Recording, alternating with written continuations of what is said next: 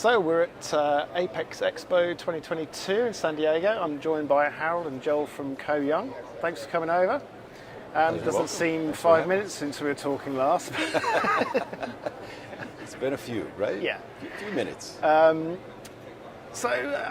you know, we've said before, I said at Productronica about, you know, actually getting back together and talking to people face to face.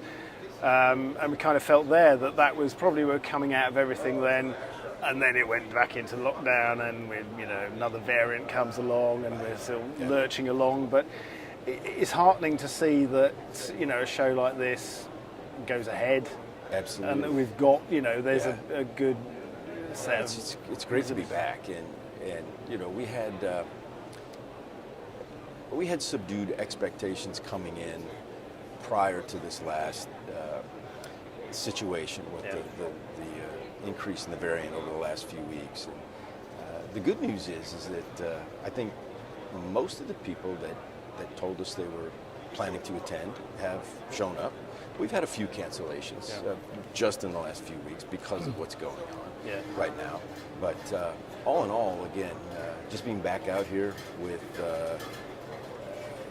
all of our partners, with people like yourselves, with Harald being able to join from Europe, our folks from Korea, our customers. It's you know, it certainly feels like it should, right? It feels good, like I guess the new norm, right? Yeah, I think the same experience we had during Productronica, and the Productronica show was really carrying forward the atmosphere of business and outlook, and there are all the pros and cons and the concerns about the near future. It's for us, it's a positive sign, and we finalized the 21 business quite well, and the outlook, and that's what we see is very promising. The customers are with us. Customers are loyal and say, yes, we did it right in the past. We go for the future with you. And we are introducing new products, and we started the product promotion in the Productronica, and typically the APEX is a good platform also for this market. I'm promoting now just America, just by the way, I will charge you later. Yeah. But the product introduction was great, and you see that the people are willing to expand the business and listening to the new features and the future of electronics. And this is with the e-vehicle and green energy. It's a big business. A little bit different to the past. Yeah, definitely. I think a lot of people we've heard through this week, the quality, right, of the attendees, right? The folks we're talking to in the booth has been maybe a little bit more focused than in years past, right? We don't have the tire kickers and the students and a lot of those kind of folks, which we're happy to talk to. But it does feel like the people that have made their way, and I think Productronica was probably the same way, was they're very much more focused, and they have active projects. Real projects. Yeah, things that will happen, you know, over the course of the next 12 months. So that's always a good thing. Right? What kind of things are people asking? You know, what are your customers? What are their top concerns at the moment? That's kind of a loaded supply question. chains, right? obviously. Oh, yeah, for sure. Where to start? Forget that one. That was pretty open-ended, right? Supply chain, material shortage. Material shortage, everybody knows, but for one party is the semiconductor, on the other party is the steel and the simple screw. And so you cannot just say it's something. It's really from to. And one of the other really topics is the transport shortage. This is especially coming from overseas or transporting from to. It's really challenging. It's one of the most unpredictable time factors, and that's what we have to handle. It's so unpredictable right now. We used to be able to define very properly 11 days on the water, 3 days in port. It's here, it's at the customer. Now, we don't know how long it's going to sit out here in Long Beach Harbor. You're lucky you'd count on 11 days. We have to count around 5 weeks, and now meantime it's 10 to 12 weeks. Well, it's not 11 days anymore, is what I'm saying, right? It's very different. So, but if you double, you're still short. That's right. But we end up basically offsetting that by carrying more inventory, ordering ahead, and trying to keep the pipeline full, which works, but there's costs associated with that. Yeah. We've had to increase our shipping costs to our customers, quite frankly. And interestingly enough, that's one area where they don't seem to have an issue because everybody's feeling that same situation. They understand, right? It is what it is, right? There's all of that, and then there's the we can't find people. We have this labor issue. There's really a lot of different concerns that I think we're all having to kind of deal with right now. Yeah. But with that comes opportunity. Well, that's the thing. I mean, it increasingly seems to me, anyway, that maybe businesses got a bit complacent with this just-in-time supply chains that were stretched as thin as they could possibly be and still work. And that carried on for some time. And it's not just in electricity, food, everything, across the world, and every industry has been the same. Suddenly, they've been kicked in the teeth, basically, with the issues that have gone on. But sometimes it takes those shocks to the system to improve it. I think there was a big learning, not just for us as a supplier. I think it was also big learnings from our customers. To reconsider something what was standard, and the outcome is nearly a positive thing because it's more efficiency, more planning, more activities, not just to let it flow. And we, from our point of view, we try to assist now. Before we just ship the machine, now we assist much more. All the timing, the plannings, and the restrictions, travel restrictions, everything is much more planning involved between us and our customers. And this is also what we see as appreciation, that our customers are saying, hey, yes, that's partnering. That's not just a vendor. And this is all happy to, because we are shipping hundreds of machines. Customers picking up one time a machine somewhere in Asia, so he has no experience with whom to talk. I think all of this is much more than before just having a black box move from A to B and say installing, that's it. So this partnering, coming back to the initial statement that we have more products to deliver outside our core products. This combination, I think this is a good feeling that we are partnering more. And it's accepted as everybody's a feature. in the spirit of doing that, right? The way of delivering the message over the last 2 years has evolved, right? We've certainly become much more remote, and we've had to get creative in how we interact with customers. And I think that's one of the things that a lot of people will say. There's no going back, right? We've learned, as we said, that we can do this. I like to tell my guys, I said, I think where you're going to be is if you used to go see that customer 4 times a year, that's probably going to end up going forward being 2 times a year, and those other 2 would-be visits are going to be remote sessions or something like that. Or there could be more really, remote sessions. I mean, it might actually end there's up no limit. beneficial. There's definitely no limit. That's exactly what I can come from your point of view. Even we are in Europe and we are working with business partner for the installation. But what we learned is that we upscale the knowledge of the partners because we have to put the knowledge local without facing the restriction of traveling. But combined this experience and combined this extra focusing on the needs have increased the capability and the service quality.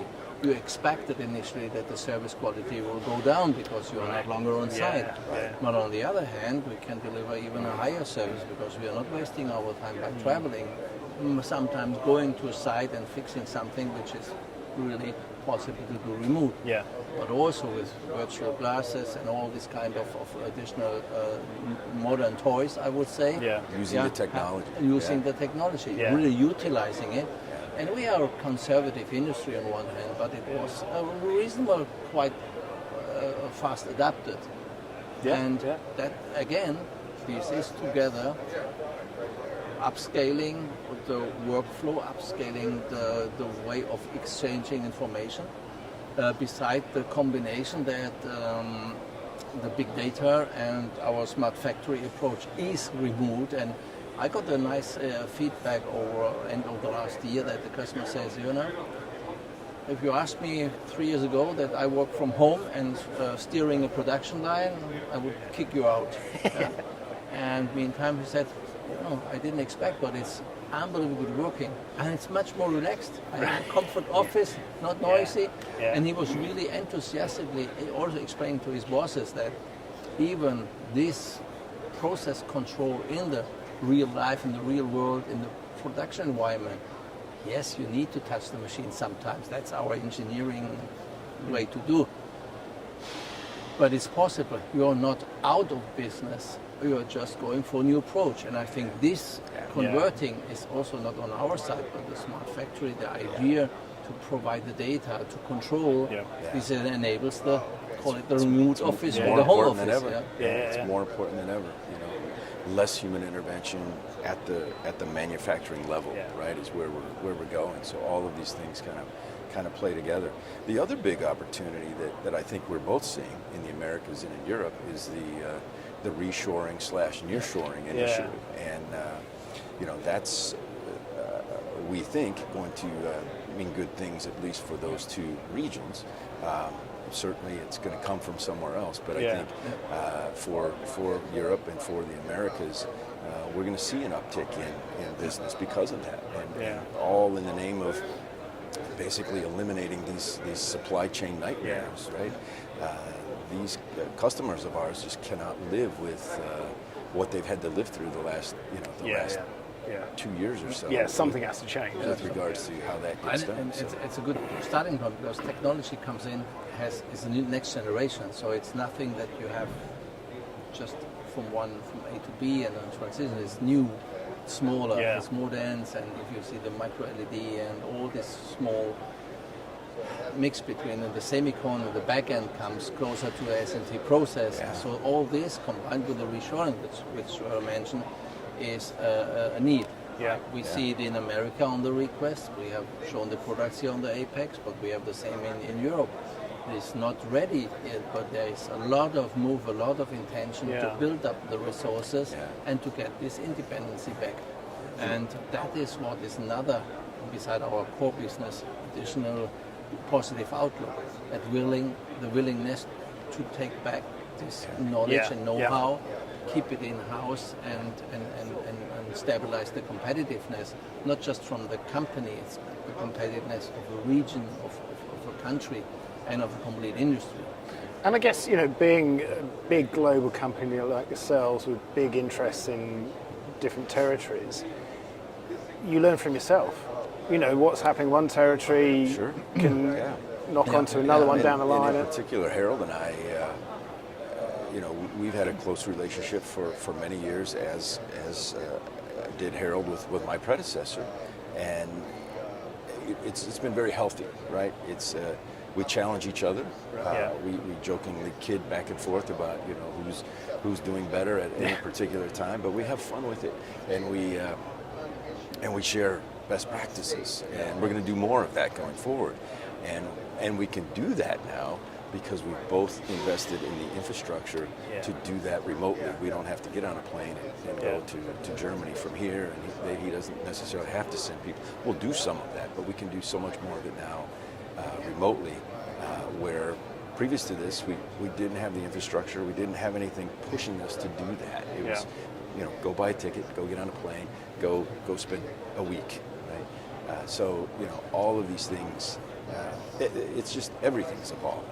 Everything is evolving. And beside this kind of service structure, there's one more important thing.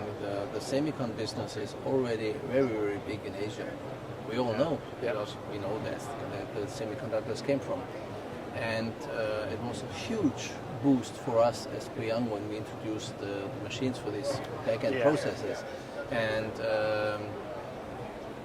we introduced 2 years ago the machine for Productronica, and nobody was interested. And last year in Productronica, suddenly it was an eye-catcher like a magnet. Everybody would like to see.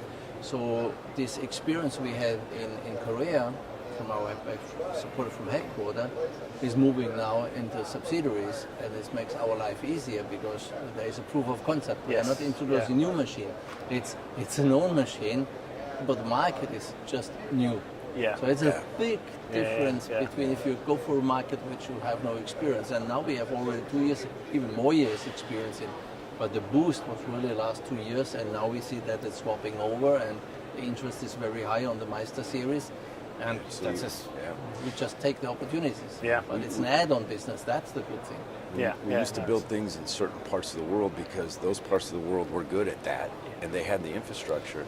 Now, again, with the reshoring, you're seeing all kinds of investment in both the Americas and Europe, in fab, in higher level of Semicond. Again, everything that wasn't really even on the radar several years ago is happening. So, again, more opportunity, right? And it'll be very interesting going forward. Certainly more opportunity for us with the products that Harald alluded to, and more of that on the way. So it's exciting. It's quite a refreshing mental attitude, isn't it? I think it's freed up a lot of thinking actually, because it's about an attitude. We've had to rethink. It's reinventing. I think Yeah. between rethink and reinventing. Yeah. That's. But again, if this hadn't happened, would that have happened? Would we be doing this? Exactly. Probably not. That is it. We just keep going like we always I have. would say, COVID was nobody likes it, but I have to say we learned a lot. Yeah. And even long in the business, it was a good learning, and not only the learning. I think it's observing the situation, learning, and then apply what. And this is before it was kind of I will do managing. It's really much more straightforward. Yeah. That's No, good. it's exciting times actually, isn't it? I would say yes. It's kind of turned into that, right? Yeah. It went from sort of frightening to panic. You have to look for the opportunity, right? That silver lining. Yeah. And it seems to be there. Yeah. And it kind of proves here that you do still need those face-to-face conversations, because like we said before, you can do the business side of it, you can do very easily remotely, but it's that little bit of conversation around it, the repartee, the ribbing each other, and the playful competition that actually you find out so much more about everything the other person is involved with. This is just communications in general. Yeah. Sitting and being together, much more so than you can, through any type of a remote call or video session. Yeah. Not to mention being on a customer's floor and seeing different things, which you certainly can't see through a, So, no doubt about it. Yeah, the human aspect of this and the ability to be able to be face to face, even with all the technology and everything around us, has to stay in play. It absolutely has to. Yeah. Well, thanks for spending the time to talk to us. It's great to see you both face to face again. We're happy We'll see you. Happy to be seen. Yeah. He's invited for the SMT, so maybe we have to gather the next interview during the SMT show. Exactly. Yeah. Nuremberg. Yeah. Do that, and then I guess not Electronica. Electronica. We will be at Electronica. And here again next year. So the merry-go-round. A lot of things can happen between then and now. Let's hope most of them are good. Yes, exactly. Yeah. Thanks a lot, guys. Good to see you. Thanks very much. Thank you. Thank you.